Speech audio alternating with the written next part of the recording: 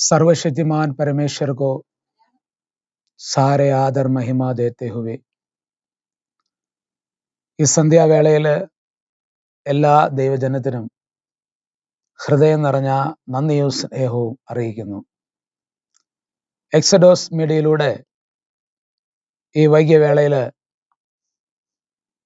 അടിയങ്ങളെ ശ്രദ്ധിക്കുന്ന എല്ലാ മാന്യ ശ്രോതാക്കൾക്കും ഹൃദയം നിറഞ്ഞതായ നന്ദിയും സ്നേഹവും ഒരു പ്രാവശ്യം കൂടെ അർപ്പിക്കട്ടെ. വിശേഷാല് ഇതിൻ്റെ അഡ്മിനായിരിക്കുന്നതായ കർത്തൃദാസനായി സ്തോത്രം ചെയ്യുന്നു.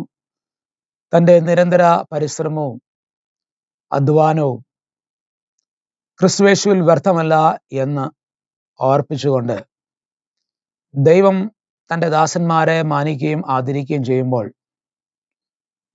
നല്ലൊരു പ്രതിഫലം ദൈവം നൽകി തരുവാൻ ഇടയായി തീരട്ടെ എന്ന് പ്രത്യാശിക്കുകയും പ്രാർത്ഥിക്കുകയും ചെയ്യുന്നു. ഈ വൈകിയ വേളയിൽ അധികം മുഖവരകൾ കൂടാതെ ഒരു വേദഭാഗത്തിലേക്ക് പ്രവേശിക്കുവാൻ തക്കവണ്ണം ആഗ്രഹിക്കുകയാണ്. യോനായുടെ പുസ്തകത്തിൽ നിന്ന് അല്പകാര്യങ്ങൾ ദൈവസന്നിധിയിൽ ഓർപ്പിക്കുവാൻ തക്കവണ്ണം ആഗ്രഹിക്കുന്നു. ഞാൻ ഇപ്രകാരം അതിൻ്റെ ടൈറ്റിൽ പറയുവാൻ തക്കവണ്ണം ആഗ്രഹിക്കുകയാണ്: യോനായുടെ പുസ്തകം നമുക്ക് നൽകി തരുന്ന ഗുണപാഠം. അല്ലെങ്കിൽ യോനായുടെ പുസ്തകത്തിൽ നിന്ന് എന്താണ് നമുക്ക് പഠിക്കുവാനുള്ളത്? പ്രധാനപ്പെട്ട ചില കാര്യങ്ങൾ ദൈവസന്നിധിയിൽ ഓർപ്പിക്കുവാൻ തക്കവണ്ണം ആഗ്രഹിക്കുന്നു. പ്രാരംഭമായിട്ട് നമുക്കറിയാം, യോന എന്ന വാക്കിന്റെ അർത്ഥം തന്നെ പ്രാവ് എന്നാണ്. യോന എന്ന വാക്കിന്റെ അർത്ഥം പ്രാവ് എന്നാണ്. യോനായുടെ ശുശ്രൂഷ ഏകദേശം യേശു ക്രിസ്തുവിന് മുൻപ് അല്ലെങ്കിൽ BC 793 മുതൽ 753 വരെയുള്ള കാലയളവിൽ യോനായുടെ ശുശ്രൂഷ കാലയളവാണെന്ന് നമുക്ക് കരുതപ്പെടുവാൻ തക്കവണ്ണം കഴിയും. 4 അധ്യായം മാത്രമുള്ളതായ ഈ പുസ്തകത്തിന് ദൈവത്തിൻ്റെ ദൗത്യം ഈ പുസ്തകത്തിനകത്ത് നമുക്ക് കാണുവാൻ കഴിയും.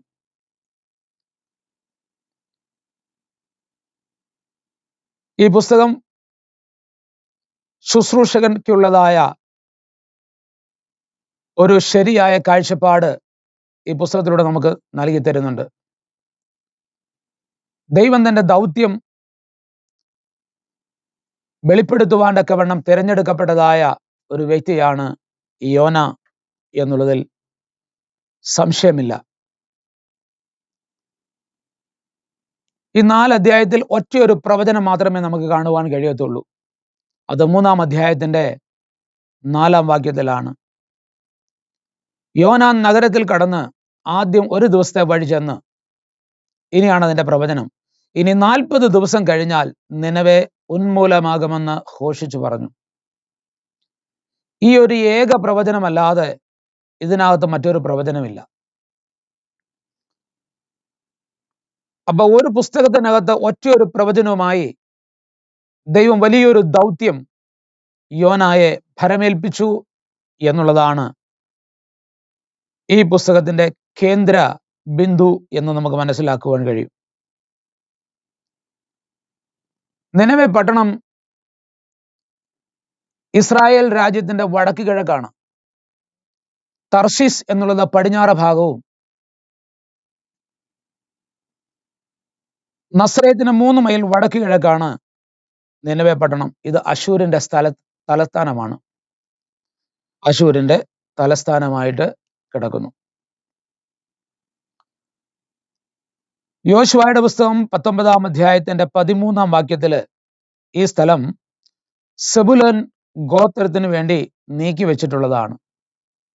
സെബുലൻ ഗോത്രത്തിന് വേണ്ടി അത് നീക്കി വെച്ചിട്ടുള്ളതായിട്ട് അവിടെ മനസ്സിലാക്കുന്നു.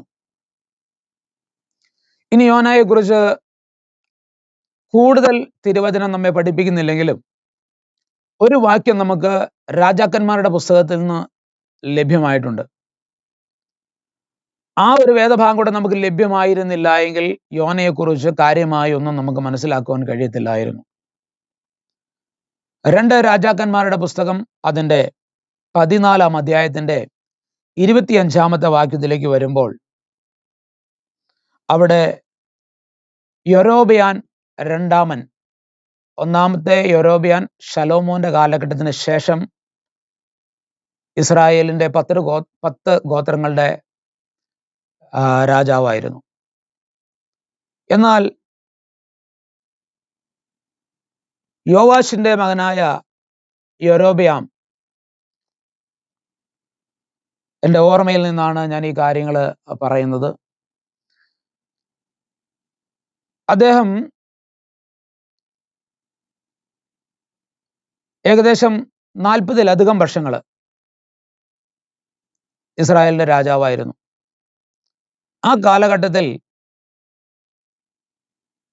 അശൂര് ഇസ്രായേലിനൊരു പേടി സ്വപ്നമായിരുന്നു. പ്രത്യേകിച്ച് അസൂർദാൻ രാജാവായതിനു ശേഷം ഇസ്രായേലിന് ഭീഷണി ഉണ്ടായിരുന്നു. ഈ സമയത്താണ് യോനായെ ഈ പ്രത്യേക ദൗത്യത്തിന് വേണ്ടി ദൈവം വിളിച്ചു വേർതിരിക്കുന്നത്.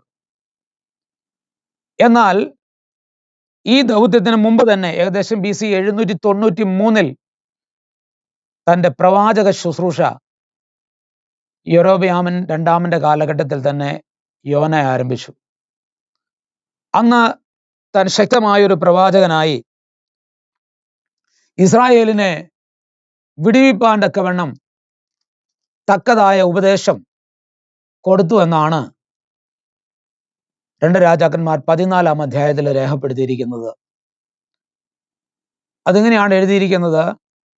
25 വാക്യം, ഗേത്ത് ഹെഫർക്കാരനായ അമദ്ധ്യായുടെ മകനായ യോന പ്രവാചകൻ എന്ന തൻ്റെ ദാസൻ മുഖാന്തരം ഇസ്രായേലിന്റെ ദൈവമായ യഹോവ അരുളി ചെയ്ത വചനപ്രകാരം അവൻ ഹാമാത്തിന്റെ അതിർ മുതൽ അരാബയിലെ കടൽ വരെ ഇസ്രായേലിന്റെ ദേശത്തെ വീണ്ടും സ്വാധീനമാക്കി. ഇത് യഹൂദ രാജാവായ യോവാശിന്റെ മകൻ അമസ്യാവിന്റെ 15-ാം ആണ്ടിൽ ഇസ്രായേൽ രാജാവായ യോവാശിന്റെ മകൻ യൊരോബയാം രാജാവായി ശമര്യയിൽ 41 സംവത്സരം വാണു. അപ്പോ ഞാൻ ആദ്യം എൻ്റെ ഓർമ്മയിൽ നിന്ന് പറഞ്ഞെങ്കിലും ആ വാക്യം 41 വർഷമാണെന്നുള്ള കാര്യം വ്യക്തമായല്ലോ. അപ്പോ ഈ ശുശ്രൂഷ വഹിക്കുന്നതിന് ഏകദേശം 34ഓളം വർഷങ്ങൾക്ക് മുമ്പ് ശക്തനായ ഒരു പ്രവാചകനും ദൈവത്താൽ ഉപയോഗിക്കപ്പെടുന്നവനും രാജാക്കന്മാർക്ക് നേതൃത്വം കൊടുക്കുവാനോ ഉപദേശം കൊടുക്കുവാനോ പ്രാപ്തനായ ശുശ്രൂഷ ദർശനമുള്ളതായ ഒരു പ്രവാചകനായിരുന്നു യോന പ്രവാചകൻ. അപ്പൊ ഇത്രയും ഒരു മുഖവരയായിട്ട് ഞാൻ ഓർപ്പിച്ചെങ്കിലും നമുക്കിതിൻ്റെ ഉള്ളിലേക്ക് അല്പം ഒന്ന് പ്രവേശിക്കുവാനായിട്ട് ആഗ്രഹിക്കുകയാണ്. അപ്പൊ ഈ പുസ്തകം നമുക്ക് നൽകി തരുന്നതായ പാഠങ്ങൾ എന്താണെന്ന് ചിന്തിക്കുമ്പോൾ ഒരുപാട് കാര്യങ്ങൾ പറയാനുണ്ട്. എന്നാൽ നമുക്ക് ലഭിക്കുന്ന പാഠം, നമ്മൾ എന്താണ് ഇതിനകത്ത് നിന്ന് ഈ പുസ്തകത്തിൽ വിവരിക്കുന്നതായ സംഭവങ്ങളിലൂടെ ഗ്രഹിക്കേണ്ട കാര്യങ്ങൾ, അത് മാത്രമാണ് ഇതിനകത്ത് ഇപ്പൊ പറയാനായിട്ട് ആഗ്രഹിക്കുന്നത്. ഒന്നാമതായി, ദൈവാലോചന മറുത്ത് പ്രവർത്തിക്കരുത്. ശ്രദ്ധിക്കണമേ, ദൈവാലോചന മറുത്ത് എന്ത് ചെയ്യരുത്? പ്രവർത്തിക്കരുത്. ഇനി ആ പുസ്തകത്തിന്റെ 1-ാമത്തെ വാക്യത്തിലേക്ക് നമുക്കൊന്ന് വരാം. അമിത്തായുടെ മകനായ യോനയ്ക്ക് യഹോവയുടെ അരുളപ്പാടുണ്ടായത് എന്തെന്നാൽ, നീ പുറപ്പെട്ട് മഹാനഗരമായ നിനവയിലേക്ക് ചെന്ന് അതിന് വിരോധമായി പ്രസംഗിക്കുക. അവരുടെ ദുഷ്ടത എൻ്റെ സന്നിധിയിൽ എത്തിയിരിക്കുന്നു. എന്നാൽ യോന യഹോവയുടെ സന്നിധിയിൽ നിന്ന് പുറപ്പെട്ട് തർസോസിലേക്ക് ഓടിപ്പോകേണ്ടതിന് പുറപ്പെട്ട് യാഫോവിലേക്ക് ചെന്നു. തർസേസിലേക്ക് പോകുന്ന ഒരു കപ്പൽ കണ്ട് കൂലി കൊടുത്ത് യഹോവയുടെ സന്നിധിയിൽ നിന്ന് അവരോടുകൂടെ തർശിയിലേക്ക് പോയി കളയാൻ അതിൽ കയറി. ശ്രദ്ധിക്കണമേ, ഇവിടെ നിനവയിലേക്ക് പോകുവാൻ യോനയോട് പറയുകയും അതിന് വിപരീതമായിട്ട് നമുക്കറിയാലോ, കിഴക്ക് വടക്ക് ഭാഗത്തേക്ക് പോകേണ്ടതായ വ്യക്തി ഇപ്പോൾ നേരെ പടിഞ്ഞാറ് ഭാഗത്തേക്ക് യാത്ര ചെയ്തു. അത് ഓപ്പോസിറ്റ് ഡയറക്ഷനാണ്. ഇനി രാഷ്ട്രീയ പശ്ചാത്തലം എന്തായിരിക്കണം അവനെ ഇങ്ങനെ ഒരു അനുസരണക്കേട് കാണിക്കാൻ ആയിട്ടുണ്ടായ കാരണം? എന്തുകൊണ്ടാണ് അവൻ ഇങ്ങനെ ഒരു തീരുമാനമെടുത്തത്? അവന്റെ പിൻപശ്ചാത്തലം എടുക്കുമ്പോൾ ശക്തനായ ഒരു പ്രവാചകൻ, രാജാക്കന്മാരെ ഉപദേശിക്കുന്നവൻ, വ്യക്തമായ ഗൈഡൻസ് കൊടുക്കുന്നവൻ, ചുറ്റുപാടുള്ള രാജ്യങ്ങളെ അധീനമാക്കുവാൻ തക്കവണ്ണം, കൈവശമാക്കുവാൻ തക്കവണ്ണം ദൈവിക നിയോഗം പ്രാപിച്ച് അരുളപ്പാട് കൊടുക്കുന്നതായ വ്യക്തി. എന്തുകൊണ്ടാണ് നിനവിലേക്ക് പോകുവാൻ ഉണ്ടായ സാഹചര്യമെന്ന് പഠിക്കുമ്പോൾ, കേവലം നമ്മൾ യോനായുടെ പുസ്തകം മാത്രം നമ്മൾ എടുത്ത് പഠിക്കുമ്പോൾ ഇതിന്റെ വ്യക്തത നമുക്ക് കാണുവാൻ കഴിയത്തില്ല. ചില സ്റ്റഡി മെറ്റീരിയൽസോ അല്ലെങ്കിൽ അനുബന്ധമായ പുസ്തകങ്ങൾ കൂടെ ചേർത്ത് പഠിക്കുമ്പോൾ നമുക്ക് ചില കാര്യങ്ങൾ മനസ്സിലാക്കാൻ കഴിയും. ഒന്ന്, രാഷ്ട്രീയ പശ്ചാത്തലം അവനെ സ്വാധീനിച്ചു. സ്വന്തം രാജ്യത്തോട് വലിയൊരു കൂറ് പുലർത്തുന്ന വ്യക്തിയാണ് യോന എന്നാണ് തിരിച്ചറിയാൻ കഴിയുന്നത്. നിനവയുടെ കാര്യത്തിൽ ഒഴികെ രാജ്യത്തെ ശുശ്രൂഷയിൽ വിശ്വസ്തനായിരുന്നു യോന എന്നാണ് പിൻപശ്ചാത്തലം പഠിക്കുമ്പോൾ നമുക്ക് മനസ്സിലാക്കുവാൻ കഴിയുന്നത്. ഇവിടെ ഇസ്രായേലും അശൂരും തമ്മിൽ സ്വരച്ചേർച്ചയില്ലായ്മ വളരെ നാളുകളായി ഉണ്ടായിരുന്നു. ഇനി ഒരു ഉദാഹരണം പറയുമ്പോൾ നിങ്ങൾക്കത് മനസ്സിലാകും.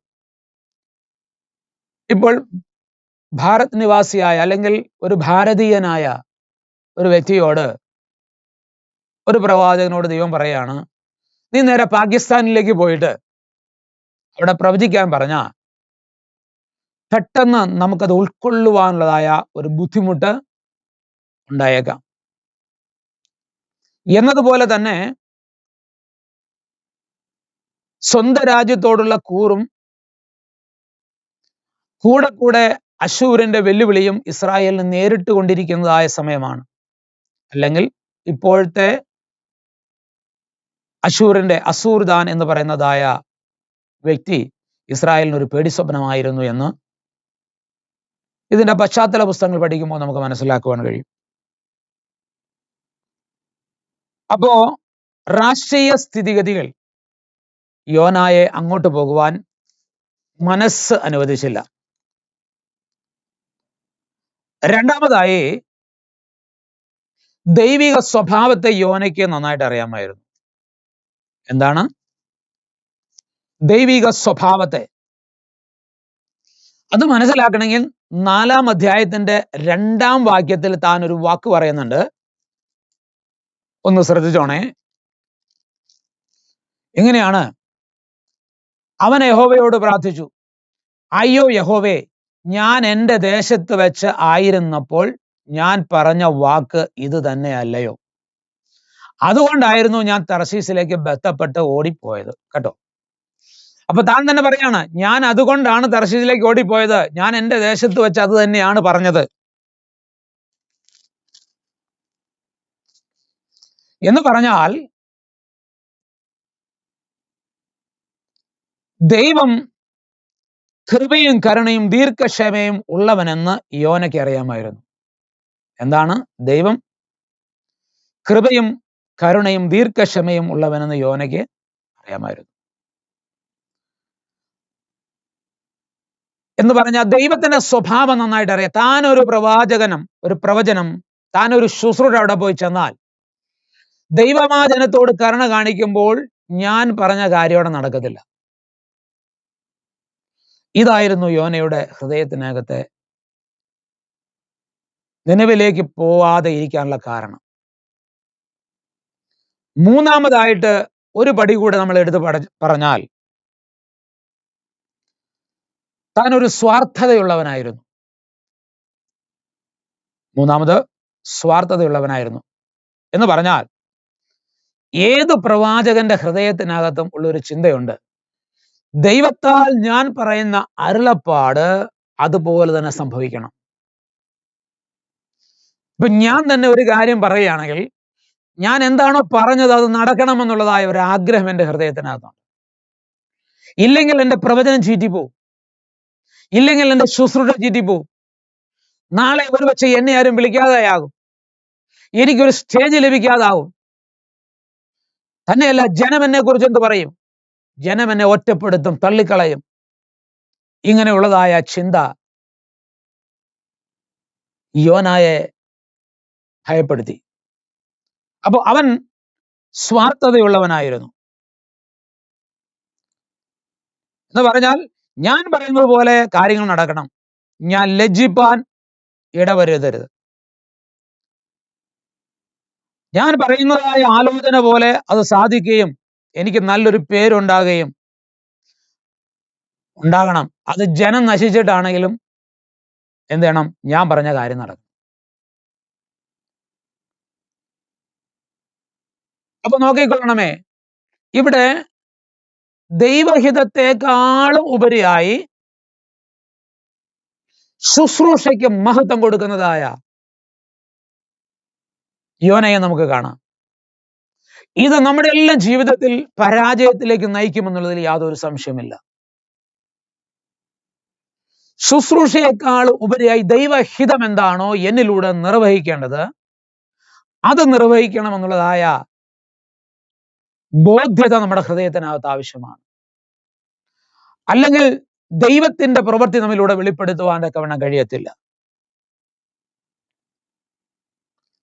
ചുരുക്കി പറഞ്ഞാൽ ഞാൻ ഇങ്ങനെ പറയാം, ദൈവഹിതത്തിന് വേണ്ടി ഒരു ഭോഷനായി തീരുവാൻ നാം തയ്യാറാകണം. നാം കർത്താവിനെ സേവിക്കുന്നവനാണോ? കർത്താവിന്റെ വേല ചെയ്യുന്ന വ്യക്തിയാണോ? ദൈവഹിതത്തിന് വേണ്ടി ഒരു ഭോഷനായി തീരുവാൻ ഇന്ന് രാത്രി ഈ പുസ്തകം നമ്മൾ വായിക്കുമ്പോൾ, പഠിക്കുമ്പോൾ നമ്മുടെ ഹൃദയത്തിൽ അത് ഏറ്റുകൊള്ളുവാനിടയായി തീരണം. 2, ദൈവം നമ്മിലൂടെ എന്ത് ചെയ്യുവാൻ ആഗ്രഹിക്കുന്നുവോ എന്നതിന് പ്രാധാന്യത കൊടുക്കണം. ഈ പുസ്തകം അതാ നൽകി തരുന്ന ചിന്ത.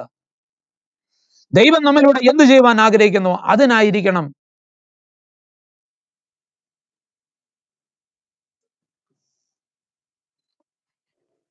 ജീവിതത്തിൽ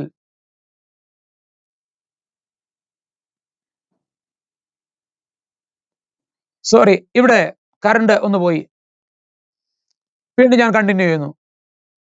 അപ്പോ ദൈവം നമ്മളിലൂടെ ചെയ്യാൻ ആഗ്രഹിക്കുന്ന കാര്യങ്ങൾക്ക് വേണ്ടി നമ്മൾ പ്രാധാന്യത കൊടുക്കണം. അടുത്ത കാര്യം, ദൈവം മഹത്വം മാത്രം അന്വേഷിക്കുന്നവരായിരിക്കണം. അതായിരിക്കണം നമ്മുടെ ലക്ഷ്യം. എന്ത്? ദൈവമഹത്വം. അപ്പൊ ഈ 3 കാര്യങ്ങളിൽ നാം ശ്രദ്ധ വയ്ക്കുന്നുവെങ്കിൽ നമുക്ക് ലജ്ജിക്കേണ്ടി വരത്തില്ല.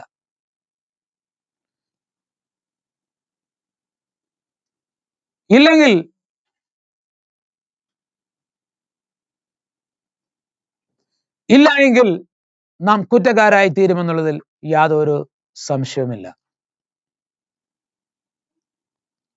അപ്പോ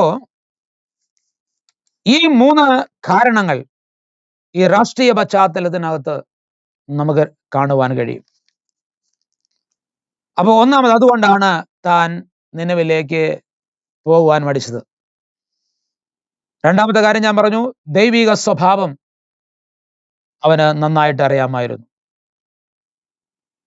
മൂന്നാമത്,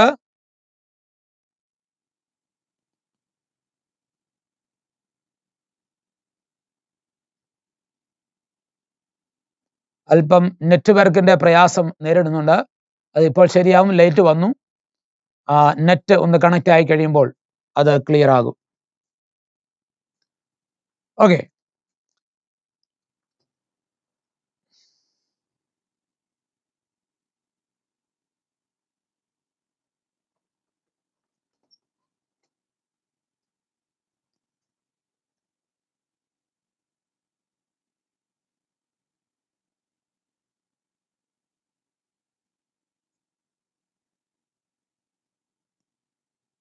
സോറി, നെറ്റ്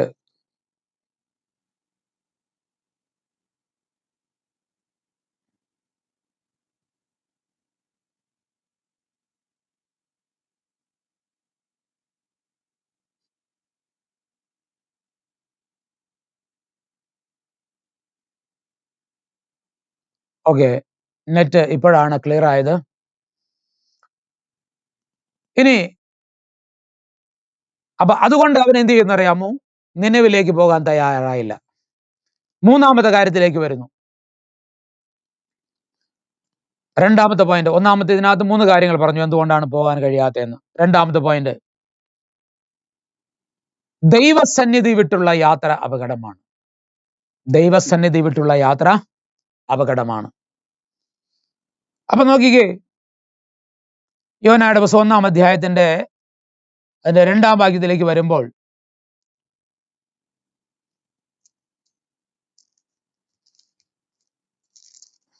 ഇങ്ങനെയാണ് എഴുതിയിരിക്കുന്നത്: നീ പുറപ്പെട്ട് മഹാനഗരമായ നിനവിലേക്ക് ചെന്ന് അതിന് വിരോധമായി പ്രസംഗിക്കുക. അവരുടെ ദുഷ്ടത എന്റെ സന്നിധിയിൽ എത്തിയിരിക്കുന്നു. പിന്നീട് എഴുതിയിരിക്കുന്നത്: എന്നാൽ യോന യഹോവയുടെ സന്നിധിയിൽ നിന്ന് പുറപ്പെട്ട് തർസോസിലേക്ക് ഓടിപ്പോകേണ്ടതിന് പുറപ്പെട്ട് യാഫോവിലേക്ക് ചെന്നു. തർശീസിലേക്ക് പോകുന്ന ഒരു കപ്പൽ കണ്ടു, കൂലി കൊടുത്തു, യഹോവയുടെ സന്നിധിയിൽ നിന്ന് അവരോടുകൂടെ തർശീയിലേക്ക് പോയി കളവാൻ അതിൽ കയറി. ഇവിടെ നോക്കിക്കേ, താൻ ഇവിടെ നിന്ന് നിനവയിലേക്ക് പോകാതെ തർശീസിലേക്ക് പോകുവാനായിട്ട് യാത്ര പുറപ്പെട്ടു. താൻ യാഫോവിലേക്ക് ചെന്നു. അപ്പൊ കപ്പൽ തുറമുഖം യാഫോവിലാണെന്ന് നമുക്ക് ഗ്രഹിക്കുവാൻ കഴിയും. അപ്പൊ താന്റെ ഹൃദയത്തിനകത്ത് ഒരു തീരുമാനമെടുത്ത് താൻ യാഫോവിലേക്ക് ചെന്നപ്പോൾ നിനവയിലേക്ക് പോകാനുള്ള കപ്പലല്ല കാണുന്നത്. താൻ എങ്ങോട്ട് പോകാനാണ് ആഗ്രഹിച്ചത് അങ്ങോട്ട് പോകാനായിട്ടുള്ളത് ഒരു കപ്പൽ കിടക്കുക. അപ്പൊ ഇതിനകത്തൊരു കാര്യം മനസ്സിലാക്കണം. നാം ദൈവഹിതമല്ലാത്ത വഴിയിലേക്ക് തിരിയുമ്പോൾ പിശാചി എല്ലാവിധ മുഖാന്തരങ്ങളും ഒരുക്കി കൊണ്ടുവന്ന് മുമ്പിൽ തരും. ഇവിടെ താൻ ദൈവസന്നിധിയിൽ നിന്ന് വിട്ടുപോകുന്നെന്നാണ് അവിടെ എഴുതിയിരിക്കുന്നത്, യഹോവയുടെ സന്നിധിയിൽ നിന്ന് പുറപ്പെട്ട്. അപ്പൊ ഇങ്ങനെ തർസൂസിലേക്ക് പോകാൻ ഒരു കപ്പൽ കണ്ടപ്പോൾ താൻ വിചാരിച്ചു ഇതായിരിക്കും ദൈവഹിതം. അപ്പൊ ഇതിനകത്ത് ആ ദൗത്യം എന്താണെന്ന് ചോദിച്ചാൽ പോകുക, പ്രസംഗിക്കുക. ഇവിടെ പോകാൻ തീരുമാനിച്ചു, പക്ഷേ പോകാൻ പറഞ്ഞ ഇടത്തിലേക്കല്ല പോകുന്നത്. അപ്പൊ താൻ വിചാരിക്കുകയാണ് തർസോസിലേക്ക് പോകാനുള്ള കപ്പലുണ്ട്, ഇത് ദൈവഹിതമായിരിക്കും. നമ്മുടെ ജീവിതത്തിൽ അങ്ങനെയാ സംഭവിക്കാൻ സാധ്യതകളുണ്ട്. ദൈവഹിതമല്ലാത്ത പ്രവൃത്തിക്ക് വേണ്ടി തുനിയുമ്പോൾ പിശാച് അതിന്റെ എല്ലാ മുഖാന്തരങ്ങളും ഒരുക്കി നമ്മുടെ ജീവിതത്തിൽ കൊണ്ടുതരുമ്പോൾ നമ്മൾ തെറ്റിദ്ധരിക്കുവാനും തെറ്റായ തീരുമാനങ്ങൾ എടുക്കുവാനും സാധ്യതയുണ്ട്. ഇവിടെ ദൈവഹിതത്തിന് വിരുദ്ധമായുള്ള യാത്രയെ കുറിച്ചാണ് പറയുന്നത്. ഒന്നാമത് പറയുന്നു, യഹോവയുടെ സന്നിധിയിൽ നിന്ന് ഓടിപ്പോയി എന്നാണ് എഴുതിയിരിക്കുന്നത്. ദൈവഹിതത്തെ, ദൈവാലോചനയെ തള്ളുന്നതാണ് ദൈവഹിതത്തെ തള്ളുന്നത്. ദൈവത്തെ തള്ളിക്കളയുക എന്ന് പറഞ്ഞാൽ ദൈവഹിതത്തെ തള്ളിക്കളയുന്നതാണ്, അല്ലെങ്കിൽ ദൈവം പറഞ്ഞ കാര്യത്തെ മാറ്റി നിർത്തുന്നതാണ്. രണ്ടാമത് ഇവിടുത്തെ കാര്യം അനുസരണക്കേട് എന്നുള്ളതാണ്. ദൈവം പറഞ്ഞ കാര്യം അനുസരിക്കാതെ മറ്റൊരു കാര്യം ചെയ്യുക. പോകാൻ പറഞ്ഞു, പോകാൻ റെഡിയായി, പക്ഷേ പറഞ്ഞ ഇടത്തേക്ക് പോകാതെ ഡിസോബീഡിയൻസ് അല്ലെങ്കിൽ അനുസരണക്കേടിൽ ഉള്ളതായ ഡിസോർഡർ, ഒരു ഭാഗത്ത് അനുസരിക്കുമ്പോൾ തന്നെ പറഞ്ഞ കാര്യം അനുസരിക്കാതെ ഇരിക്കുക. ഇങ്ങനെ കൂലി കൊടുത്ത് താൻ പോവാനായിട്ട് തീരുമാനിച്ചു. അനുസരണക്കേടെന്നുള്ളത് ദൈവിക നീതിയെ തള്ളിക്കളയുന്നതാണ്. ദൈവിക നീതിയെ തള്ളിക്കളയുന്നതാണ്. ഇനി തന്നെ സംബന്ധിച്ചിടത്തോളം കോപിക്കുന്നത് നമുക്ക് കാണാൻ കഴിയും. ദൈവിക അധികാരത്തെയും അവകാശത്തെയും ചോദ്യം ചെയ്യുന്നതാണ് കോപിക്കുന്നതായ സ്വഭാവം യോനയിൽ കാണുന്നത്. അപ്പൊ അനുസരണക്കേട്, കോപിക്കുക, അനുസരണക്കേട് ദൈവിക നീതിയെ തള്ളിക്കളയുന്നതാണ്. കോപിക്കുക എന്നുള്ള ദൈവിക അധികാരത്തെ അവകാശത്തെയും ചോദ്യം ചെയ്യുന്നതാണ്. അപ്പൊ ദൈവഹിതത്തിന് വിരോധമായുള്ള യാത്ര അത് വളരെ അപകടം ജീവിതത്തിൽ വിളിച്ചു വരുത്തുമെന്നുള്ളത് യാതൊരു സംശയമില്ല. അപ്പൊ രണ്ടാമത്തെ പോയിന്റിൽ വരുന്നത്, താൽക്കാലിക സാഹചര്യം നന്ന് എന്ന് കരുതുന്നത് നമ്മളെ അപകടത്തിലേക്ക് കൊണ്ടുപോകും. താൽക്കാലികമായ സാഹചര്യം നന്ന് എന്ന് തോന്നുന്നത് എന്താണ് കാരണം? തർസോസിലേക്ക് പോകാൻ തീരുമാനിച്ച് പോകുമ്പോൾ തർസോസിലേക്കുള്ള കപ്പൽ കാണുക, അത് ദൈവഹിതത്തിന് വിരോധമായിട്ടുള്ള യാത്രയാണ്. പകുതി അനുസരിക്കുകയും പകുതി അനുസരിക്കാതിരിക്കുകയും ചെയ്യുന്നത്. ഇത് ഇന്ന് സമൂഹത്തിൽ കാണുന്ന ഏറ്റവും വലിയ തെറ്റാണ്. ഇനി നോക്കണം, യോന യോപ്പയിലേക്ക് പോയി താൻ വിചാരിച്ചതുപോലെ തർസോസിലേക്കുള്ളതായ ഒരു കപ്പൽ കണ്ട് അതിൽ കയറുവാൻ തീരുമാനിച്ചു. ഇവിടെ പിന്മാറ്റത്തിലേക്ക് പോകുന്ന ഒരു വ്യക്തിയെ നമുക്ക് കാണാം, അല്ലെങ്കിൽ ദൈവസന്നിധിയിൽ അകന്നു പോകുന്നതായ ഒരു വ്യക്തിയെ. പ്രാരംഭത്തിൽ സകല അനുകൂലമായ സാഹചര്യങ്ങളാണ് കാണുന്നത്. അന്ന് കപ്പൽ റെഡി ആയിട്ട് കിടക്കുന്നു. രണ്ടാമതായി സാവകാശം യാത്ര ചെയ്യുന്നതായ ഒരു ഭാഗമാണ് അവിടെ കാണുന്നത്.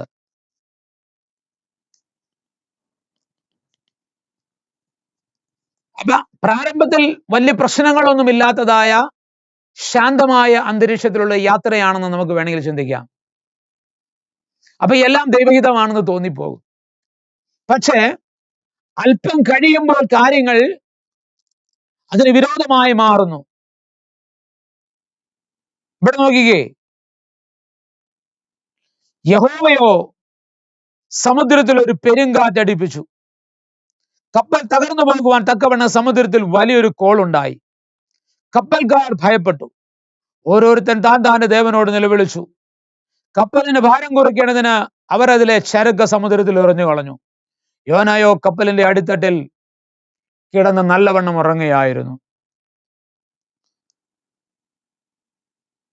അപ്പൊ നമ്മൾ ശ്രദ്ധിക്കുമ്പോൾ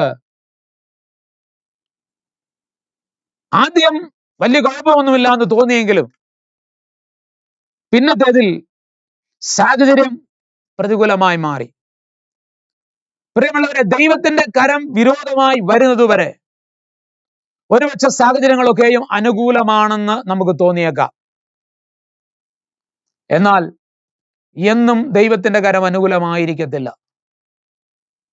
അനുസരണക്കേടിന്റെ ആത്മാവിൽ മുൻപോട്ട് പോകുന്നതായ, ദൈവഹിതത്തിന് വിരോധമായി മുൻപോട്ട് പോകുന്നതായ ഏതൊരു വ്യക്തിയുടെയും ജീവിതം പ്രാരംഭത്തിൽ ശാന്തമെന്ന് തോന്നിയാലും അല്പം കഴിയുമ്പോൾ സാഹചര്യങ്ങൾ മാറും.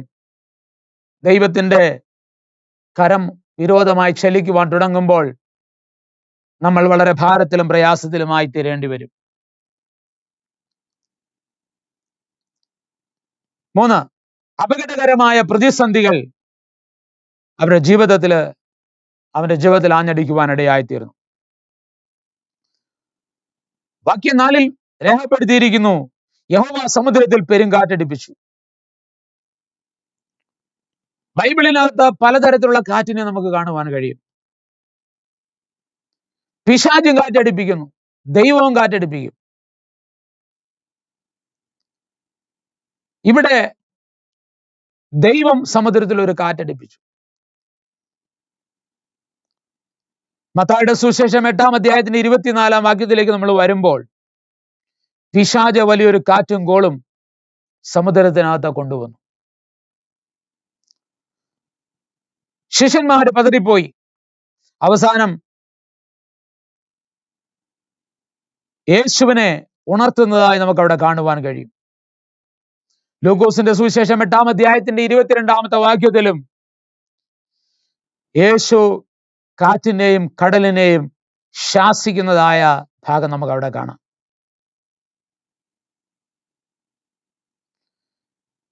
ഇവിടെ യേശു പറഞ്ഞിട്ട് പോയ ശിഷ്യന്മാരുടെ നേരെയും കാറ്റടിക്കുന്നു. അതാണ് മത്തായി 8:24 കാണുന്നത്. യേശുവാണ് ഗലീല കടലിന്റെ അക്കരയ്ക്ക് പോകാൻ പറഞ്ഞത്. അപ്പൊ യേശു പറഞ്ഞയച്ചിട്ടും അവിടെ കാറ്റുണ്ടായി. എന്നാൽ മർക്കോസിന്റെ സുവിശേഷം 4:39 യേശു കാറ്റിനെയും കടലിനെയും ശാസിക്കുന്നു. അതിനുശേഷം ദുരാത്മാവിനെ പിന്നത്തേത് ശാസിക്കുന്നതായി നമുക്ക് കാണുന്നു. ലൂക്കോസിന്റെ സുവിശേഷം 4:35 നമുക്ക് ഈ ഭാഗം കാണാം. ഇതിൽ നിന്ന് കാറ്റിന്റെ പിന്നിൽ ചലിക്കുന്നതായ ശക്തി ദുരാത്മാവിന്റെ ശക്തിയായിരുന്നു, അല്ലെങ്കിൽ ഒരു പൈശാചിക ശക്തി. ആ ഗദരത ദേശത്തെ ഭൂതത്തെ ശാസിക്കുന്നതിന് മുൻപായി യേശു ആ ദേശത്തേക്ക് എത്തിച്ചേരാതിരിക്കുവാൻ വേണ്ടി കടലിനെ ഓളങ്ങളെ ഇളക്കി വിടുന്നതായ ഒരു ശക്തിയെ നമുക്ക് വേണമെങ്കിൽ അവിടെ ദർശിക്കാൻ കഴിയും. കാരണം യേശു അവിടെ ചെന്നിറങ്ങിയതിനു ശേഷം നിന്നോട് ഞാൻ കൽപ്പിച്ചുവല്ലോ എന്ന് പറയുന്നതായ ഒരു ഭാഗം നമുക്ക് അവിടെ വേർതിരിക്കാൻ കഴിയും. എന്ന് പറഞ്ഞാൽ നേരിട്ട് അതിനെ കാണുമ്പോൾ തന്നെ പറയാണ്, ഞാൻ നിന്നോട് കൽപ്പിച്ചിരുന്നുവല്ലോ, അല്ലെങ്കിൽ കൽപ്പിച്ചുവല്ലോ.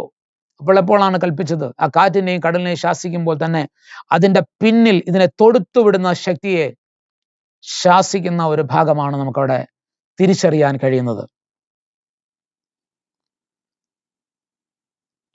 അപ്പൊ നമ്മുടെ ശുശ്രൂഷയ്ക്കെതിരെ നിൽക്കുന്നതായ ചില പൈശാചിക പോരുകൾ, അപ്പോ ഇങ്ങനെ പറയാം, ദൈവം അയക്കുന്ന കാറ്റുകളുണ്ട്, പിശാചിക ശക്തികൾ അയക്കുന്ന കാറ്റുണ്ട്. ഇയ്യോബിന്റെ പുസ്തകം പഠിക്കുമ്പോൾ നമുക്ക് വേണമെങ്കിൽ അത് ഗ്രഹിക്കാൻ കഴിയും, അല്ലേ? വലിയൊരു കാറ്റ് അടിച്ചെന്നാണ് അവിടെ എഴുതിയിരിക്കുന്നത് 1-ാം അധ്യായത്തിൽ. ഇയ്യോബിന്റെ ആടുമാടുകള്, ഒട്ടകങ്ങള്, മക്കളുടെ മേല് അതെല്ലാം തകർന്ന് വീഴുന്നതായി നമുക്ക് അവിടെ കാണുവാൻ കഴിയും. അപ്പോൾ അവിടെ പിശാചിനെ എന്റെ കയ്യിൽ പരീക്ഷിക്കുവാനായിട്ട് ഏൽപ്പിച്ചു കൊടുത്ത ഭാഗം നമുക്ക് അവിടെയുണ്ട്. അപ്പൊ ചുരുക്കി പറഞ്ഞാൽ പലതരത്തിലുള്ള കാറ്റുണ്ടെന്ന് പറയാൻ വേണ്ടിയിട്ട് മാത്രമാണ്. ഈശാനമൂലനായ കാറ്റ്, പ്രകൃതിദത്തമായ കാറ്റ്, ഇങ്ങനെ പലതരത്തിൽ നമുക്കതിനെ മനസ്സിലാക്കാൻ കഴിയും. ഓക്കെ, നമ്മുടെ അത് വിഷയമല്ലാത്തതിനാൽ ഞാൻ ഈ വഴി തന്നെ മുൻപോട്ട് പോകുവാനായിട്ട് ആഗ്രഹിക്കുകയാണ്. അപ്പൊ ഇവിടെ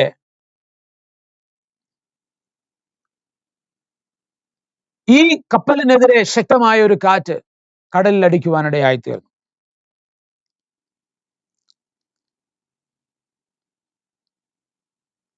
വേണമെങ്കിൽ അല്പം ഒന്ന് ചിന്തിക്കുമ്പോൾ അപ്പോസ്തലപ്രവൃത്തി 27-ാം അധ്യായത്തിനകത്ത് പ്രകൃതിദത്തമായ കാറ്റിനെ കുറിച്ച് നമുക്ക് അവിടെ കാണുവാൻ കഴിയും. കാലാവസ്ഥ വ്യതിയാനത്തിൽ ഉണ്ടാകുന്നതായ കാറ്റ്. സംഖ്യാപുസ്തകത്തില് കാറ്റടിപ്പിച്ച് കാടയെ കൊണ്ടുവന്നു.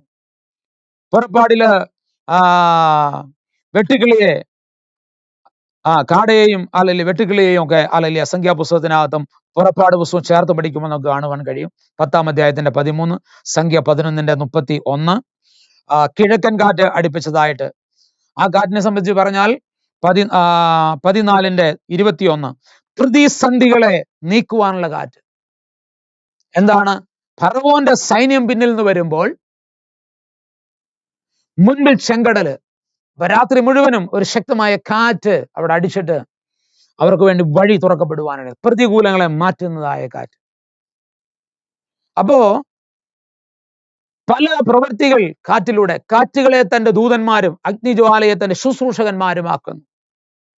ഇത് പറയുമ്പോൾ ഞാൻ ഇങ്ങനെ ചില ദൈവിക ചിന്തകൾ പറയുവാനായിട്ട് ആഗ്രഹിക്കട്ടെ.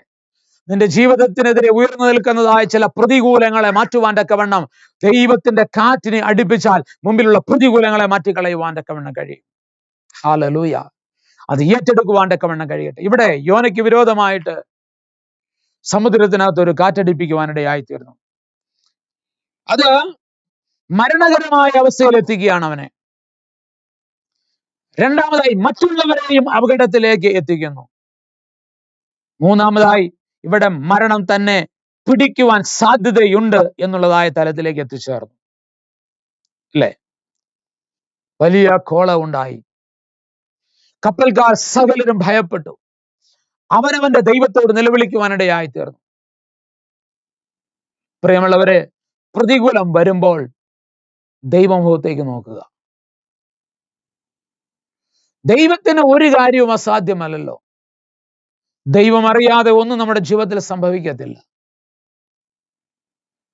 നാം നമ്മെ തന്നെ താഴ്ത്തി ദൈവകരങ്ങളിൽ ഏൽപ്പിച്ചു കൊടുക്കുന്നുവെങ്കിൽ നമുക്ക് വേണ്ടി ദൈവത്തിന് അത്ഭുതങ്ങളെ പ്രവർത്തിപ്പാൻ തക്കവണ്ണം കഴിയും. വളരെ ആത്മാർത്ഥതയോടെ ഞാൻ പറയട്ടെ, ഈ സന്ദേശം കേൾക്കുമ്പോൾ ഇതിനകത്ത് അനേക ഗുണപാഠങ്ങൾ നമുക്ക് പഠിക്കുവാനായിട്ടുണ്ട്.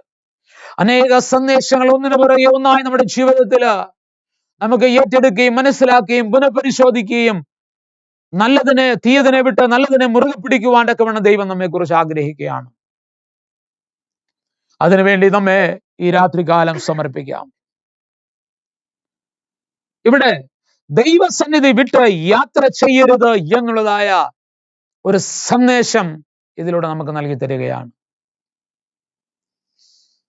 ആദ്യം പറഞ്ഞ അനുസരണക്കേട് ദൈവത്തിന് വിരോധമായി കാണിക്കരുത്.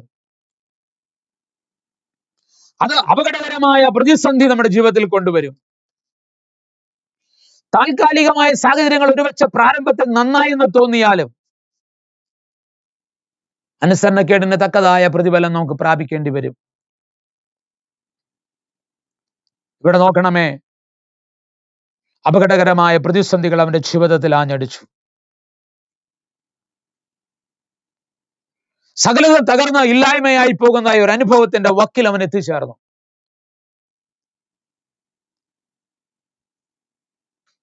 ഇനി ഇവിടെ നമുക്ക് കാണാൻ കഴിയുന്ന അടുത്ത കാര്യം, അപ്പൊ ദൈവസന്നിധി വിട്ട് യാത്ര ചെയ്യരുത്. ഇനി നാലാമത്തെ കാര്യം ഞാൻ പറയാൻ പോകുകയാണ്. ജനം മൂലകാരണം കണ്ടെത്താതെയുള്ള പരിശ്രമം വ്യർത്ഥമാണ്. ജനം മൂലകാരണം കണ്ടെത്താതെയുള്ള പരിശ്രമം വ്യർത്ഥമാണ്. എന്താണ് ഇവിടെ ശ്രദ്ധിച്ചാട്ടെ? 4-ാം വാക്യം മുതൽ ഞാൻ വീണ്ടും വായിക്കുന്നു. 1-ാം അധ്യായത്തിന്റെ. യഹോവയോ സമുദ്രത്തിൽ ഒരു പെരുങ്കാറ്റടിപ്പിച്ചു, കപ്പൽ തകർന്നു പോകുവാൻ തക്കവണ്ണം സമുദ്രത്തിൽ വലിയൊരു കോൾ ഉണ്ടായി. അടുത്ത കാര്യം 5-ാം വാക്യം. കപ്പൽക്കാർ ഭയപ്പെട്ട് ഓരോരുത്തൻ താന്റെ ദേവനോട് നിലവിളിച്ചു. കപ്പലിന് ഭാരം കുറയ്ക്കേണ്ടതിന് അവർ അതിലെ ചരക്ക് സമുദ്രത്തിൽ എറിഞ്ഞു കളഞ്ഞു. യോനയോ കപ്പലിന്റെ അടിത്തട്ടിൽ ഇറങ്ങി കിടന്ന് നല്ലവണ്ണം ഉറങ്ങയായിരുന്നു. കപ്പൽ പ്രമാണി അവന്റെ അടുക്കൽ വന്ന് അവനോട്, നീ ഉറങ്ങുന്നത് എന്ത്? എഴുന്നേറ്റ് നിന്റെ ദൈവത്തെ വിളിച്ചപേക്ഷിക്ക, നാം നശിച്ചു പോകാതിരിക്കേണ്ടതിന് ദൈവം പക്ഷേ നമ്മെ കടാക്ഷിക്കും എന്ന് പറഞ്ഞു. ഡായിക്ക് മുമ്പ് ചെയ്തതായ ഒരു കാര്യം, കപ്പൽക്കാർ ഭയപ്പെട്ട് ഓരോരുത്തൻ താന്റെ ദേവനോട് നിലവിളിച്ചു. അടുത്ത കാര്യം, കപ്പലിന് ഭാരം കുറയ്ക്കേണ്ടതിന് അവർ അതിലെ ചരക്ക് സമുദ്രത്തിൽ എറിഞ്ഞു കളഞ്ഞു. എന്ന് പറഞ്ഞാൽ നേടിയതെല്ലാം, പരിശ്രമിച്ച് സ്വരുക്കൂട്ടിയത്, ലാഭമാക്കി കൈവശം ജീവിക്കാൻ വേണ്ടി വെച്ചിരുന്നതെല്ലാം എന്ത് ചെയ്തു? സമുദ്രത്തിൽ വലിച്ചെറിയേണ്ടതായിട്ട് വന്നു. പ്രിയമുള്ളവരെ, നമ്മുടെ ജീവിതത്തിൽ ദൈവഹിതമല്ലാതെ നാം യാത്ര ചെയ്യുമ്പോൾ, ദൈവത്തിന്റെ കരം വിരോധമായി നമുക്കെതിരെ ചലിക്കുവാൻ തുടങ്ങിയാൽ, നമ്മുടെ ജീവിതത്തിൽ അല്ലെങ്കിൽ യഥാർത്ഥ കാരണം നമ്മൾ കണ്ടെത്തുന്നില്ല എങ്കിൽ, നാം നേടിയതെല്ലാം, പ്രാപിച്ചതെല്ലാം, കരുതിയതെല്ലാം ഈ സമുദ്രത്തിൽ വലിച്ചെറിയേണ്ടതായി വരും. അവസാനം ഇതെല്ലാം നമ്മെ ശൂന്യതയിലേക്ക് നയിക്കുമെന്നുള്ളതായ വസ്തുത നമ്മൾ മനസ്സിലാക്കണം. അത് നമുക്ക് തിരിച്ചറിയാൻ കഴിഞ്ഞില്ലെങ്കിൽ, മനസ്സിലാക്കാൻ കഴിഞ്ഞില്ലെങ്കിൽ, നമ്മുടെ ജീവിതം തകർച്ചയിലേക്ക് തന്നെ പോകുമെന്നുള്ള യാതൊരു സംശയമില്ല.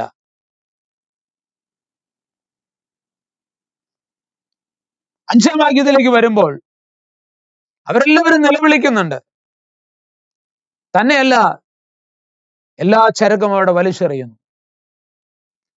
എന്നാൽ യോന ഈ സമയത്ത് കിടന്ന് നല്ലവണ്ണം ഉറങ്ങുകയാണ്. ഇനി ആ ഭാഗത്തേക്ക് ഞാൻ വരുന്നുണ്ട്. ശരിക്കും പറഞ്ഞാൽ കാരണക്കാരനായ വ്യക്തിയെയും കാരണത്തെയും കണ്ടെത്താതെ കരുതിയ നേടിയ നന്മകളെ വെള്ളത്തിൽ വലിച്ചെറിയാൻ ഇടവരരുത്. ഞാൻ എന്താണ് പറഞ്ഞത്? യഥാർത്ഥമായ കാരണത്തെയും കാരണക്കാരനെയും കണ്ടെത്താതെ കാര്യങ്ങൾ പരിഹരിക്കാൻ പരിശ്രമിച്ചാൽ കയ്യിലിരിക്കുന്നതെല്ലാം വെള്ളത്തിൽ വലിച്ചെറിയേണ്ടി വരും. അല്ലെങ്കിൽ നേടിയതെല്ലാം ജീവിതത്തിൽ നഷ്ടപ്പെടുത്തേണ്ടി വരും. അപ്പൊ അതിന് കാരണക്കാരനായവരെ കണ്ടെത്തുക, കാരണം കണ്ടെത്തുക, ഇതൊരു വലിയ പാഠമാണ് നമുക്ക് നൽകി തരുന്നത്. വെറുതെ കരകയറുമെന്ന് നമ്മൾ ചിന്തിക്കരുത്. പ്രശ്നങ്ങളെല്ലാം പെട്ടെന്ന് സോൾവ് ആവുമെന്ന് നമ്മൾ വെറുതെ ചിന്തിക്കരുത്. നമ്മുടെ ബുദ്ധി കൊണ്ട് പരിശ്രമിക്കരുത്. അതെല്ലാം അവസാനം നാശത്തിലേക്കും ശൂന്യതയിലേക്കും നമ്മളെ കൊണ്ടുവന്നെത്തിക്കും. അതുകൊണ്ട് ദൈവം നമുക്ക് നൽകി തരുന്ന സന്ദേശം ഇതിലൂടെ ഇതാണ്: യഥാർത്ഥമായ കാരണവും കാരണക്കാരനെയും കണ്ടെത്തുക, പാപത്തിന് പരിഹാരം വരുത്തുക. ഇങ്ങനെയുള്ള വിഷയങ്ങൾ സഭയ്ക്കകത്തും ഉണ്ടാകാൻ സാധ്യതയുണ്ട്, കുടുംബത്തിലുണ്ടാകാൻ സാധ്യതയുണ്ട്. ഇത് കണ്ടെത്താതെ വെറുതെ പ്രശ്ന പരിഹാരത്തിന് വേണ്ടി നെട്ടോട്ടം ഓടരുത്. തിരുവചനം നമ്മളെ പഠിപ്പിക്കുന്നു, യഥാർത്ഥമായിട്ടും നമ്മളെ കാരണം കണ്ടെത്തണം. ഇനി ഇവരിവിടെ ചെയ്തത് എന്താണ്? ആ കപ്പലിലുള്ളവർക്കെല്ലാം വേണ്ടി ചീട്ടിട്ടു. ചീട്ടിന്റെ വിധാനമോ യഹോവയാൽ വരുന്നു, ചീട്ട് തർക്കങ്ങളെ തീർക്കുന്നു. ഇങ്ങനെ 2 വാക്യങ്ങൾ തിരുവചനത്തിൽ നിന്ന് ചീട്ടിനെ കുറിച്ച് നമുക്ക് കാണുവാൻ കഴിയും. ചീട്ടിന്റെ വിധാനമോ യഹോവയാൽ വരുന്നു, 2 ചീട്ട് തർക്കങ്ങളെ തീർക്കുന്നു, ഇല്ലാതാക്കുന്നു. ഇവര് ചീട്ടിട്ടു. വാക്യം 8-9. പ്രശ്നക്കാരനെ കണ്ടെത്തിയാൽ കാരണം ചോദിച്ച് മനസ്സിലാക്കുക. അപ്പൊ ഇവിടെ എന്ത് ചെയ്തു? ചീട്ടിട്ടു. ചീട്ട് യോനയ്ക്ക് വീണു. അവർ അവനോട് ചോദിക്കുന്ന ചില ചോദ്യങ്ങൾ ഇവിടെ വളരെ പ്രസക്തമാണ്. ഈ സമയത്ത് യോന കപ്പലിന്റെ അടിത്തട്ടിൽ പോയി നല്ലവണ്ണം കിടന്നുറങ്ങുക. ഇനി ആ ചോദിക്കുന്ന ചോദ്യങ്ങൾ ഞാനൊന്ന് പറയാം. 8-ാം വാക്യത്തില് അവർ അവനോട്, ആരുടെ നിമിത്തം ഈ അനർത്ഥം നമ്മുടെ മേൽ വന്നു എന്ന് നീ പറഞ്ഞു തരണം. ആരുടെ കാര്യമാണ്, എങ്ങനെയാണ് ഈ സംഭവം സംഭവിച്ചതെന്ന് നീ പറഞ്ഞു തരണം. കാരണം നിന്റെ പേരില ചീട്ട് വീണത്. 2, നിന്റെ തൊഴിലെന്ത്? 3, നീ എവിടെ നിന്ന് വരുന്നു? 4, നിന്റെ നാടേത്? 5, നീ ഏത് ജാതിക്കാരൻ എന്ന് ചോദിച്ചു. 6, നീ എന്തിന് അങ്ങനെ ചെയ്തു എന്ന് പിന്നത്തേതിൽ ചോദിക്കുന്നുണ്ട്. അപ്പൊ പല ചോദ്യങ്ങൾ അവനോട് ചോദിക്കുന്നു. ഈ ചോദ്യങ്ങൾക്കെല്ലാം വളരെ പ്രസക്തിയുണ്ട്. ആരുടെ നിമിത്തം ഈ അനർത്ഥം വന്നു എന്ന് നീ പറയണം. 2, നിന്റെ തൊഴിലെന്ത്? നീ എവിടെ നിന്ന് വരുന്നു? നിന്റെ നാടേത്? നീ ഏത് ജാതിക്കാരൻ എന്ന് ചോദിച്ചു. അതിന് അവൻ അവരോട്, ഞാനൊരു എബ്രായൻ, കടലും കരയും ഉണ്ടാക്കിയ സ്വർഗീയ ദൈവമായ യഹോവയെ ഞാൻ ഭജിച്ചു വരുന്നു എന്ന് പറഞ്ഞു. അപ്പൊ ആ പുരുഷന്മാർ അത്യന്തം ഭയപ്പെട്ടിട്ട് ചോദിക്കുക, നീ എന്തിന് അങ്ങനെ ചെയ്തു എന്ന് ചോദിച്ചു. ഈ ചോദ്യത്തിനെല്ലാം പ്രസക്തിയുണ്ട്. അതിനകത്തൊരു കാര്യം ഞാൻ പറയാം.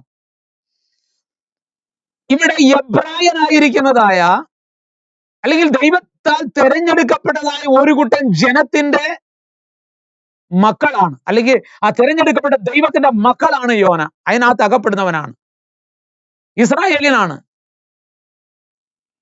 അപ്പൊ ഇവിടെ ചോദിക്കുക, ജാതികൾ അവനോട് ചോദിക്കുക, നീ എന്തിനിങ്ങനെ ചെയ്തു എന്ന് പറഞ്ഞാ, ഇപ്പോ ദൈവത്തെ അറിയുന്നവന് ദൈവത്തെ ഭയമില്ലാതിരിക്കുമ്പോൾ ദൈവത്തെ അറിയാത്ത ജാതി ദൈവത്തെ ഭയപ്പെടുന്ന ഭാഗമാണ് കാണുന്നത്. നമ്മളിങ്ങനെ പറയും, വെടിക്കെട്ടുകാരന്റെ വീട്ടിലെ പട്ടിയെ ഉടുക്ക് കൊട്ടി പേടിപ്പിക്കാൻ കഴിയത്തില്ലെന്ന്. കൊല്ലന്റെ ആലയിൽ കിടക്കുന്ന പട്ടിക്ക് തീപ്പൊരി പേടിയില്ല എന്ന്. മനസ്സിലാവുന്നു? എന്നതുപോലെയാണ് പലപ്പോഴും ഇപ്പോഴത്തെ പെന്തക്കോസ്തുകാരുടെ ആത്മീയ നിലവാരമെന്ന് പറയുന്നതിൽ, ക്ഷമിക്കണം, കാരണം ദൈവം നമ്മളോട് കൂടെയാണെന്നും ദൈവം നമ്മുടെ പോക്കറ്റിലാണെന്നും ഒക്കെ വിചാരിച്ചു പോകുമ്പോൾ തന്നെ ദൈവത്തിന് ഹിതകരമല്ലാത്ത പ്രവൃത്തി ചെയ്യുവാൻ മടിക്കാത്ത ഒരു തലമുറയിലാണ്. അപ്പൊ ദൈവത്തെ അറിയുന്നതായ എബ്രായനായിരിക്കുന്നതായ ഇവൻ ദൈവഹിതമല്ലാതെ യാത്ര ചെയ്യും, ദൈവത്തോട് അനുസരണക്കേട് കാണിക്കുകയും ചെയ്യുമ്പോൾ ദൈവത്തെ അറിയാത്ത ജാതി ചോദിക്കുക, ഈ ദൈവത്തെ നീ സേവിച്ചിട്ട് നീ എന്താണ് ഇങ്ങനെ ചെയ്യുന്നത്? നീ എന്തുകൊണ്ടാണ് ഇങ്ങനെ ചെയ്തത്? നമുക്ക് പഠിക്കാനില്ലേ ഇതിനകത്തുനിന്നൊന്നും? നമുക്കിതിനകത്ത് ഗ്രഹിക്കാനില്ലേ? നമുക്കിതിനകത്ത് വചനം ഏറ്റെടുക്കാനില്ലേ? നമുക്ക് മാനസാന്തരപ്പെടാനില്ലേ? നമുക്ക് മടങ്ങി വരാനില്ലേ? ഇന്ന് രാത്രി ഈ സന്ധ്യാവേളയില് നമുക്ക് ദൈവസന്നിധിയിലേക്ക് മടങ്ങി വരാം. നമുക്കൊരു ദൈവിക ബോധ്യതയിലേക്ക് നയിക്കപ്പെടാം. തിരുവചനത്തെ ശക്തമായി നമുക്കൊന്ന് ഏറ്റെടുക്കാം.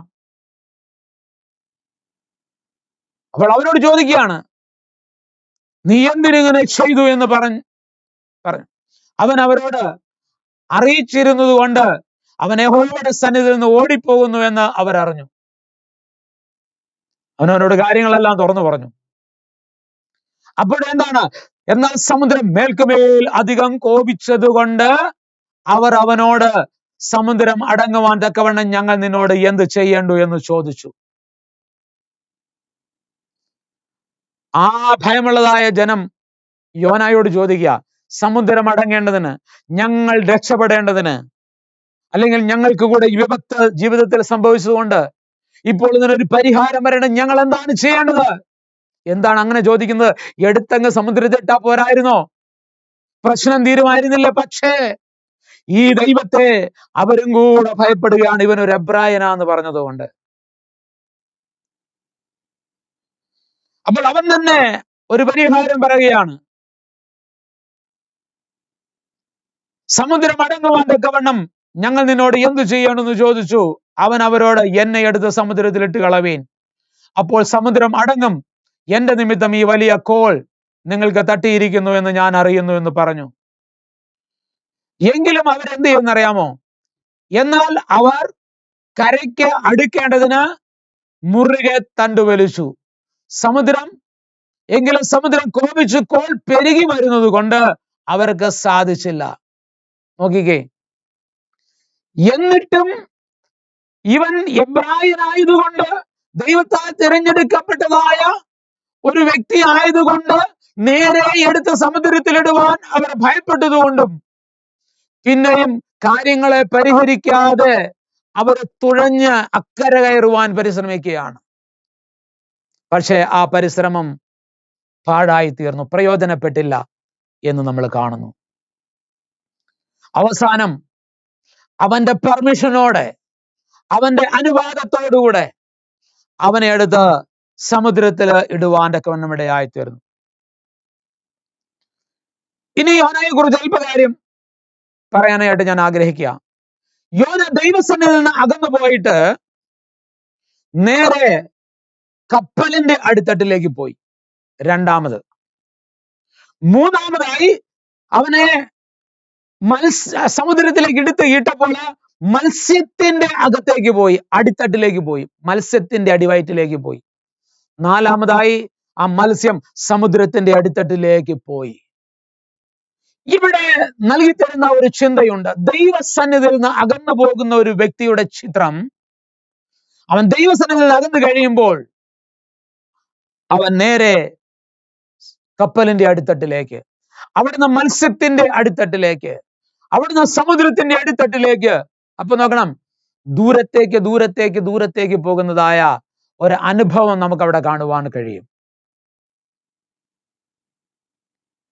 ഇവിടെ ഇത് കാണുമ്പോൾ നമ്മളൊരു കാര്യം മനസ്സിലാക്കണം. നമുക്ക് മടങ്ങി വരവിനുള്ള സാധ്യതകൾ പലപ്പോഴും ദൂരത്തായി പോകുന്ന അനുഭവങ്ങൾ നമുക്ക് കാണാം. എന്നാൽ ദൈവത്തിന്റെ ആർദ്ര കരുണയാലും സ്നേഹത്താലും അവനെ കുറിച്ച് ദൈവത്തിനൊരു വലിയ പദ്ധതി ഉള്ളത് കൊണ്ടും അങ്ങനെ സംഭവിക്കാതെ കാര്യങ്ങൾക്ക് ദൈവം ഒരു ക്രമീകരണം വരുത്തുന്നതായ ഭാഗം നമുക്കവിടെ കാണുവാൻ കഴിയുന്നു.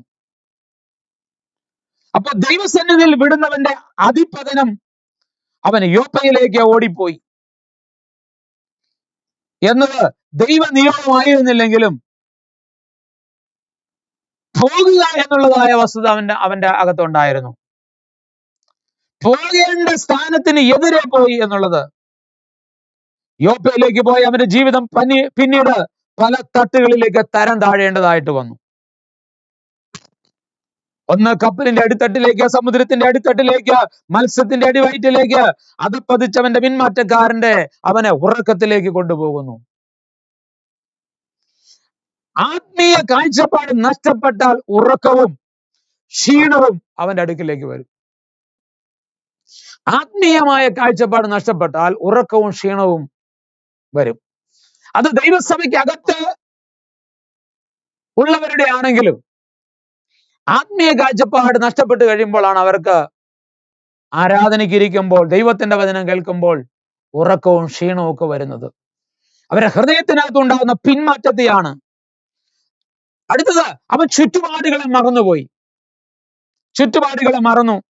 സാമൂഹിക ബോധമില്ലാത്തവനായി തീർന്ന് ഉറങ്ങുന്നു. കാരണം ഇവിടെ ജനം നിലവിളിക്കുമ്പോഴും അവൻ ഉറങ്ങിക്കൊണ്ടിരിക്കുക. സാമൂഹിക ബോധം നഷ്ടപ്പെട്ടു. മറ്റുള്ളവരെ കുറിച്ചുള്ള ഉത്തരവാദിത്തം പോലും ഇല്ലാതായി. സ്വന്തം കാര്യം മാത്രം. അത്രയ്ക്കും സ്വാർത്ഥത്തിലേക്ക് അവൻ കടന്നുപോയി. 3, ആത്മീയ അന്ധത ബാധിച്ചവർക്കാണ് ഉറക്കം സംഭവിക്കുന്നത്. ആത്മീയ അന്ധത ബാധിച്ചവർക്ക് ഉറക്കം സംഭവിക്കുന്നു. ഇങ്ങനെ പറയാം, തന്നെ തന്നെ മറന്ന് ഉറങ്ങുന്നവൻ. 2, ദൈവത്തെ മറന്ന് ഉറങ്ങുന്നവൻ. 3, സമൂഹത്തെ മറന്ന് ഉറങ്ങുന്നവൻ. 4, പരിസരബോധം മറന്ന് ഉറങ്ങുന്നവൻ. 5, സ്വയബോധമില്ലാത്തവൻ. 6, ആത്മീയ ബോധം നഷ്ടപ്പെട്ടവൻ.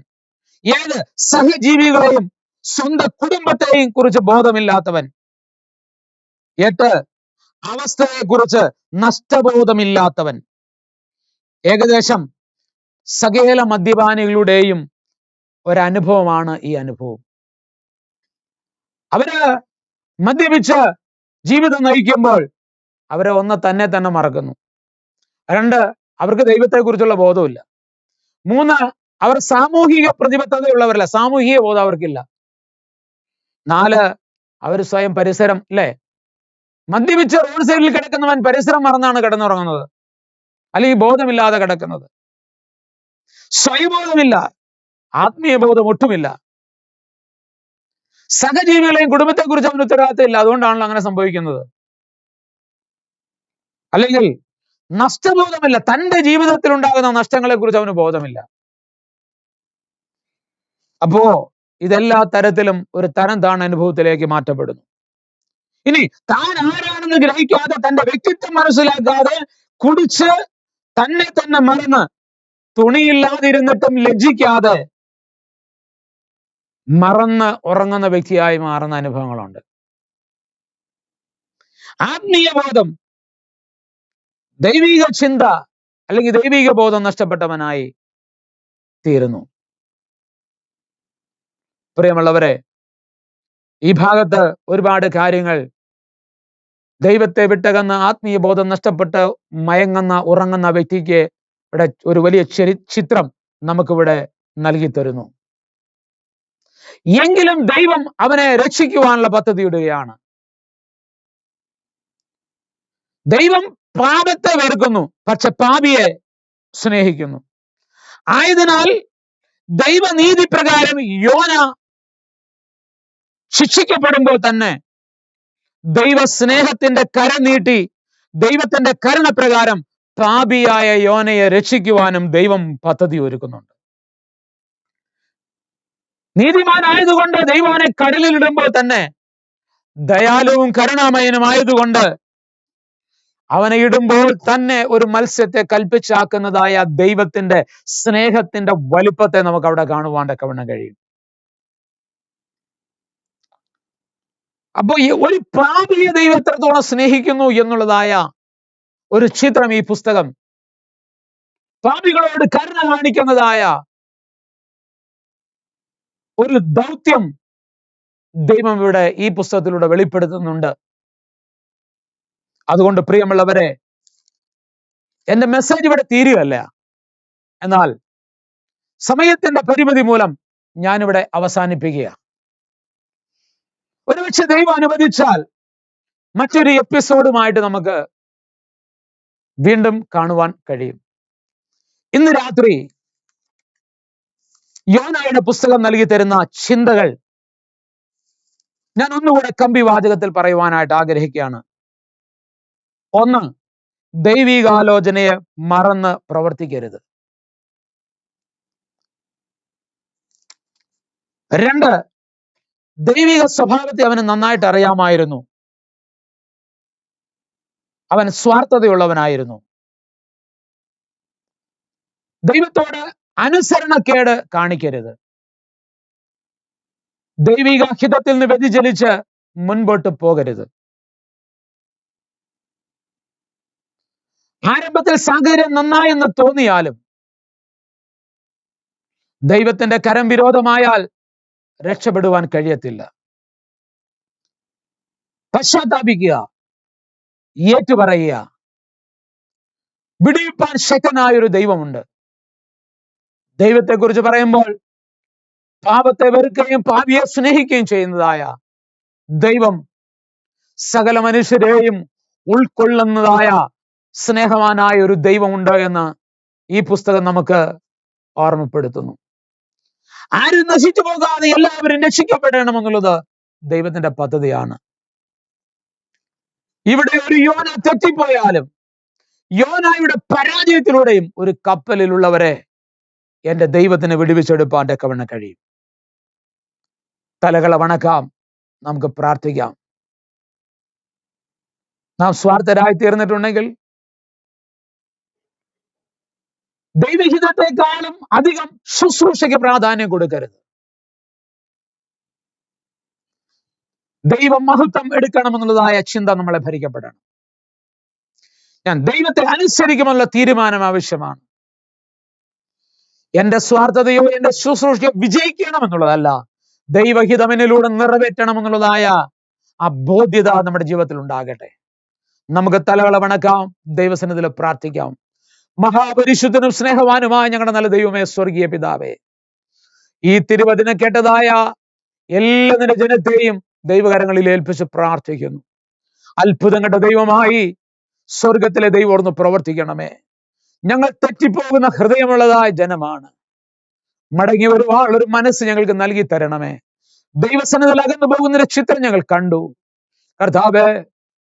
അതേ തന്നെ കുറിച്ച് തന്നെ ബോധമില്ലാതെ, സാമൂഹിക ബോധമില്ലാതെ, അല്ലെങ്കിൽ അതുപോലെ തന്നെ കർത്താവെ കുടുംബ ബോധമില്ലാതെ, സഭാബോധമില്ലാതെ, പരിസര ബോധമില്ലാത്തതായ ജീവിതം നയിക്കുന്ന ഒരു വ്യക്തിയായി തീരുവാൻ ഞങ്ങളെ ഇടവരുത്തല്ല എന്ന് ദൈവത്തോട് പ്രാർത്ഥിക്കുന്ന കർത്താവെ. അപ്പച്ചാ, ശുശ്രൂഷയെക്കാളും ഉപരിയായി ദൈവഹിതം നിറവേറുവാൻ, ദൈവത്തെ അനുസരിക്കുവാൻ, ദൈവത്തിന് മഹത്വം വരണമെന്നുള്ളതായ, ദൈവഹിതം നിറവേറണമെന്നുള്ളതായ ഒരു ഉത്തമ ബോധ്യതയോടെ മുൻപോട്ട് പോകുവാൻ സ്വർഗത്തിലെ ദൈവം സഹായിക്കണമേ എന്ന് ദൈവത്തോട് പ്രാർത്ഥിക്കുന്ന കർത്താവെ. ഈ ഓൺലൈനിലൂടെ കടന്നു വന്ന് ദൈവത്തിന്റെ വചനം കേട്ട എല്ലാവരെയും ഞാൻ പിതാവിന്റെയും പുത്രന്റെയും പരിശുദ്ധാത്മാവിന്റെയും നാമത്തിൽ അനുഗ്രഹിച്ച് പ്രാർത്ഥിക്കുന്ന കർത്താവെ. ആരെങ്കിലും രോഗികളാണെങ്കിൽ ഇന്ന് രാത്രി ദൈവം അവരെ സ്പർശിക്കണമേ കർത്താവെ. വലിയൊരു വിടുതൽ അവർക്ക് കർത്താവ് കൊടുക്കണമേ. മനസ്സ് തകർന്നവരുണ്ടെങ്കിൽ ദൈവം അവരെ ആശ്വസിപ്പിക്കണമേ. ഏതെങ്കിലും വിഷയങ്ങളുടെ പേര് യോനയെ പോലെ വലയുന്ന വ്യക്തികൾ ഉണ്ടെങ്കിൽ സ്വർഗത്തിലെ ദൈവത്തിന്റെ കരുണയുള്ള കരം നീട്ടി അവിടുന്ന് വിടുവിക്കണമേ എന്ന് ദൈവത്തോട് പ്രാർത്ഥിക്കുന്ന കർത്താവെ. ഞങ്ങൾ മടങ്ങി വരേണ്ട ഏതെങ്കിലും ഭാഗങ്ങളുണ്ടെങ്കിൽ ഇന്ന് രാത്രി മടങ്ങി വരുവാൻ ശക്തമായി പരിശുദ്ധാത്മാവിന്റെ ജനത്തോട് സംസാരിക്കണമെന്ന് ദൈവത്തോട് പ്രാർത്ഥിക്കുന്ന കർത്താവെ. അപ്പച്ചാ, ഒരു ശരിയായ മടങ്ങി വരവുണ്ടാകേണ്ടതിനായി ദൈവത്തോട് പ്രാർത്ഥിക്കുന്ന കർത്താവെ. നശിച്ചു പോകുവാൻ ഒരു അനുവദിക്കല്ലേ കർത്താവെ. അപ്പച്ചാ, നീ യോനയ്ക്ക് വേണ്ടി ഒരു മനുഷ്യത്തെ ഒരുക്കിയെങ്കിൽ കർത്താവ് ഇന്നിന് ജനത്തെ വിടുവിപ്പാൻ നിനക്ക് കർത്താവ് ഏതൊരു മാർഗവും തുറക്കുവാനൊക്കെ നിനക്ക് കഴിയും. കർത്താവെ, പ്രകൃതിയെ നിനക്ക് ഒരുക്കുവാൻ കഴിയും, മത്സ്യത്തെ ഒരുക്കുവാൻ കഴിയും, ഒരു പുഴുവിനെ ഒരുക്കുവാനൊക്കെ കഴിയും. കർത്താവെ, നിനക്കൊരു കാര്യവും അസാധ്യമല്ല. അപ്പച്ചാ, ഹല്ലേലൂയ. കാറ്റും കോളും കൂടെ ഇവനെ അനുസരിക്കുന്നു എന്ന് പറയുമ്പോൾ കർത്താവെ, നിനക്ക് പ്രകൃതിയുടെ മേൽ അധികാരമുണ്ട്. കർത്താവെ, നിനക്ക് ഏത് രീതിയിലും കർത്താവെ ചെങ്കടലിലും വഴി തുറക്കുവാൻ കഴിവുള്ള ദൈവം തന്റെ ജനത്തിന് വേണ്ടി ചില പുതുവഴികൾ തുറക്കപ്പെടണമേ കർത്താവെ. ഹല്ലേലൂയ. ഈ മഹാസമുദ്രത്തിൽ മുങ്ങിത്താണ് നശിച്ചു പോകുവാൻ കർത്താവ് അനുവദിക്കല്ലേ എന്ന് ദൈവത്തോട് പ്രാർത്ഥിക്കുന്നു. തിരുക്കരങ്ങളിൽ സമർപ്പിക്കുന്നു. കർത്താവ് പ്രാർത്ഥന കേട്ടതിനായി സ്തോത്രം ചെയ്യുന്നു. ഏത് പ്രാർത്ഥന വിഷയത്തിന്റെ പേരും ഭാരപ്പെടുന്നവർക്ക് ദൈവം വിടുതൽ കൊടുക്കുന്നതിനായി സ്തോത്രം ചെയ്യുന്നു. കേൾപ്പിച്ച നല്ല ആലോചനകൾക്കായി സ്തോത്രം. സ്വർഗം പ്രാർത്ഥന കേൾക്കുന്നതിനായി സ്തോത്രം. അതെ അതെ, ഇന്ന് രാത്രികാലം വചനം കേട്ട എല്ലാവരെയും ഞാൻ അനുഗ്രഹിച്ചു പ്രാർത്ഥിക്കുന്ന കർത്താവെ, അപ്പജാഹാലും മുഴുവനും മഹത്വം കർത്താവ് ഇതിനെ എടുക്കും. യേശു ക്രിസ്തുവിന്റെ നിസ്തുല്യമുള്ള നാമത്തിൽ താഴ്മയോടെ ചോദിക്കുന്നു, ദയ തോന്നി കേൾക്കണം സ്വർഗീയ പിതാവേ. ആമേൻ, ആമേൻ. Thank you. God bless you. ഇന്ന് രാത്രി ദൈവത്തിന്റെ വചനം ശ്രദ്ധിച്ചതായ എല്ലാവരോടുമുള്ളതായി നന്ദി അറിയിക്കുന്നു. പ്രത്യേകിച്ച് അലലിയ Anil Johnson pastor, Ranjith Abraham pastor, അതുപോലെ തന്നെ ബാബു മാത്യു പാസ്റ്റർ, ഇതിന്റെ അഡ്മിൻ ആയിരിക്കുന്ന കർത്താവിന്റെ ദാസൻ ബാബു മാത്യു പാസ്റ്ററുള്ള നന്ദിയും സ്നേഹവും അറിയിക്കുന്നു. Thank you. God bless you. ദൈവം നിങ്ങളെ അനുഗ്രഹിക്കട്ടെ.